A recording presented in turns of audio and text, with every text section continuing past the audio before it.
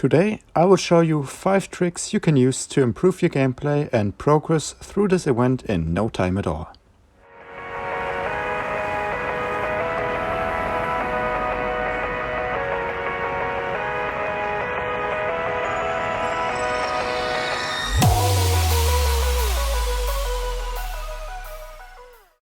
Hello everybody and welcome back to another Respawnables event guide video, where I teach you the best tricks you can use to complete this event as fast as possible. Today's event guide will be a bit different than the older ones, because I'm not showing you a general idea on how to complete this event. I'll show you 5 tips to improve your gameplay and therefore get the most out of it. After all, you only have to win in team versus by holding the gem for as long as possible. Or is it that simple? Well, yes, but actually no. That's why you should definitely stick around till the end of the video, because number 1 is a real game changer. Starting with trick number 5, no glass cannon. I've seen this so many times, people just running around with glass cannon basically at 1 HP all the time and dying from explosive shotgun across the map. Please don't be that guy. Using glass cannon will put you at a massive disadvantage during this event, especially if you're the one holding the gem. Your enemies can see you through walls and they will see you always first, and if you can't see them and they see you, you are basically dead before you can even react.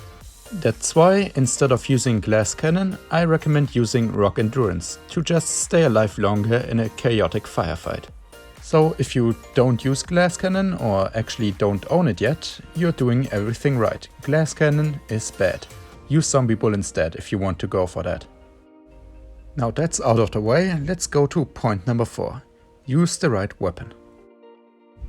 Let's be real guys, this point shouldn't even exist on this list, but I feel like I still have to mention it because I've seen so many players, and I'm not kidding, who are just using explosive shotgun in every single map. It's not even funny, I cringe so hard whenever I see someone just tickling me across the map in Royal Gardens with this explosive shotgun thing. It's not good in long range maps, and you guys need to understand that. For shorter range maps, sure, use it, but longer range maps, just use assault weapons, heavy machine guns. If they're camping in a corner, use explosive weapons and splash them away. It's simple, or at least it should be. Now, if explosive shotgun is really your only option, for example you just bought it and the only other things you're stuck with is the rookie machine gun and the basic shotgun, I don't blame you at all. What I'm trying to say here is you have better options and you should know that. And that's why number 4 is use the right weapons. Moving on with number 3, change your playstyle. This will be a longer one since I'm going to talk about different strategies you can use to improve your point gain. So to play different strategies and play in a team, you should first of all know how this game mode even works. A lot of you have been asking this, so I'll just break it down real quick. At the beginning of the match there is this diamond in the middle of the map, usually, and whenever it's grey it's just lying on the floor. If someone from your team picks it up, it turns blue, and if someone from the enemy team just gets it, it's red. The team who's holding the gem is gaining points, 1 every second, and if you try to gain points, your goal is it to defend the one holding the gem in your team or kill the holding player in the enemy team. If you are the one holding the gem, the general concept is staying alive for as long as possible, since you will gain 1 point every 5 seconds, as I just mentioned. During this event, killed enemies won't drop any medals, so the score you'll see in the top left corner on my screen is the current event score. Whoever finishes with the most points wins and gets some event progress.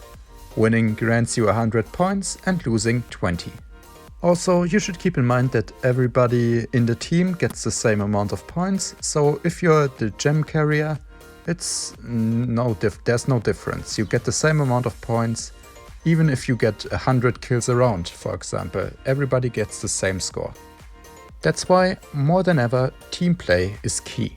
First strategy I'm going to talk about, and that's probably the most basic strategy, is just staying alive with your whole team while you are carrying the gem. Because the gem spawns in the middle of the map, it's a first firefight whenever the match starts out, and whoever secures the gem should just move back to their spawn. That way you and your team can just defend the objective, in this case the player who's holding the gem, and gain points over time. If the gem carrier dies, it's also easy to get the gem back from the enemies because they are already in your spawn and you have spawn protection enabled. And that's where the second strategy comes into play. If the enemy team is camping in their spawn, you should try to go ahead and flank them or use different gadgets to help you with that. You could use the bubble and the invisibility to just get behind enemy lines and take out the gem carrier. But swords also work. Sometimes even the normal explosive devices such as the water balloon or the grenade work because the team is most of the time just sitting in one corner.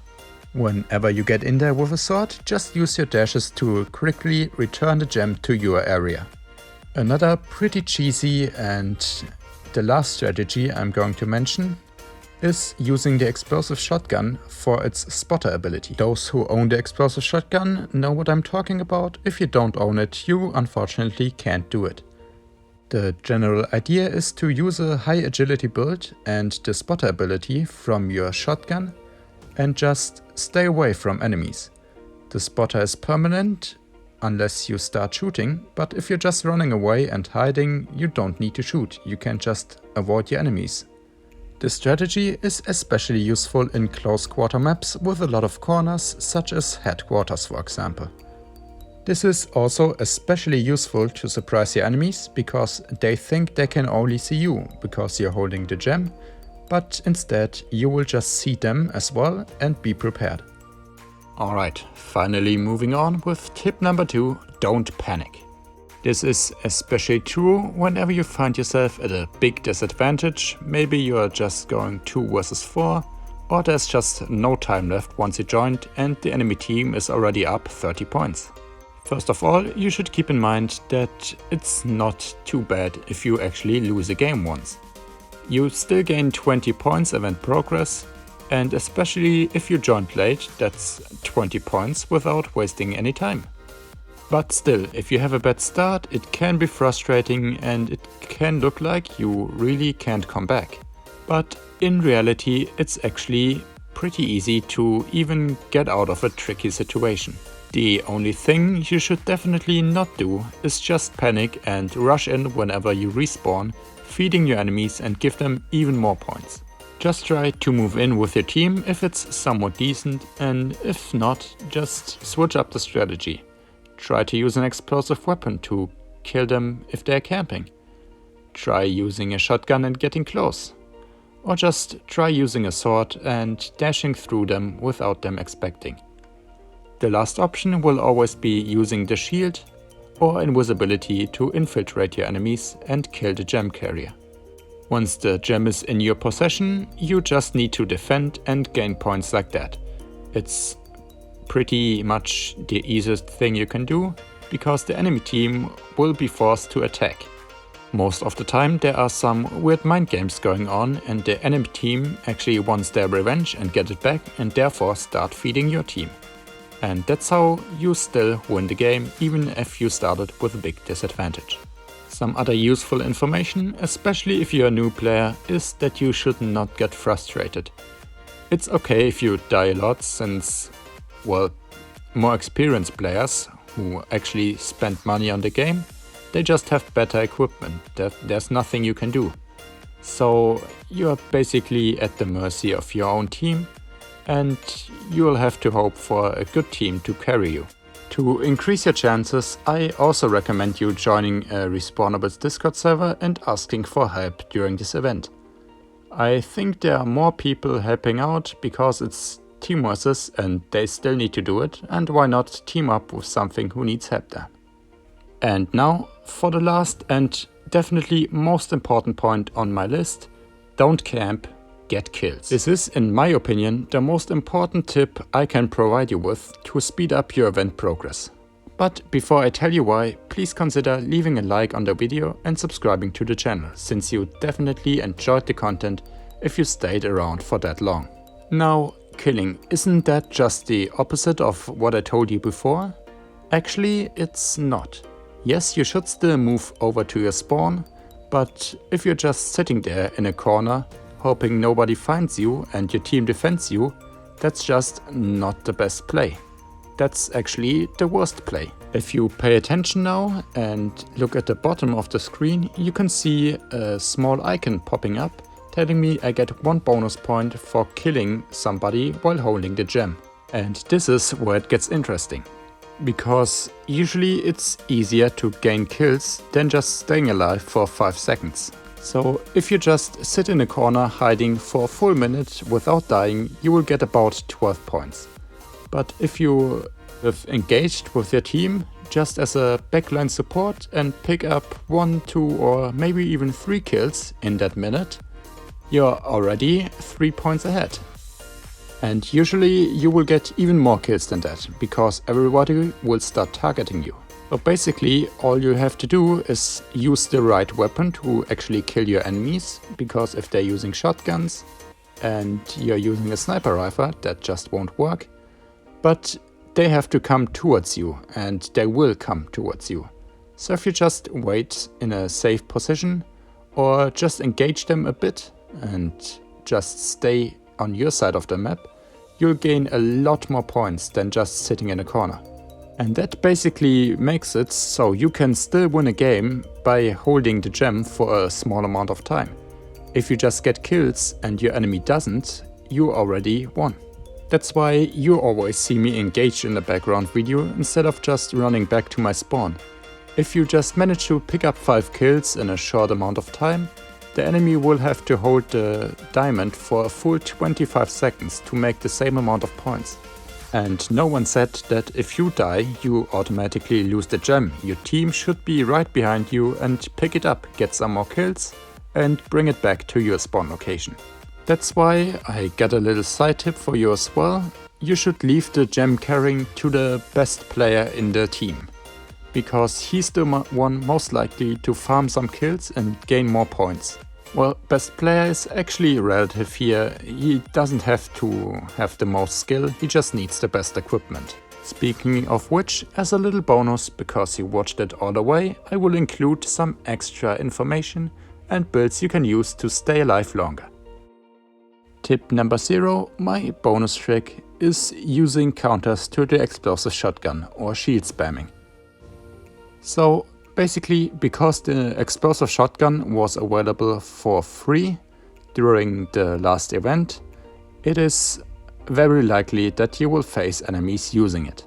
My tip is to use high damage range weapons, such as the Do MK2, and especially nerf the explosive shotguns. Without a doubt, the best build to counter explosive shotguns and every other weapons in general is using this build on the screen right now. First of all, this head reduces all damage by 30%. The medic jacket does the same, so you're at 60% nerf. Also include the newly released legs for additional 25% nerf, and you'll end up with 85% nerf to the explosive shotgun. To deal with shield spamming, you should use the pad I'm using right now, or just stick with the stun grenades. They are a better option if you don't have this pad already. If you end up facing hackers, and I know that's a big problem on the Android servers, I advise you just leave the lobby and take a short break. Don't let them steal your fun, and instead just steal theirs.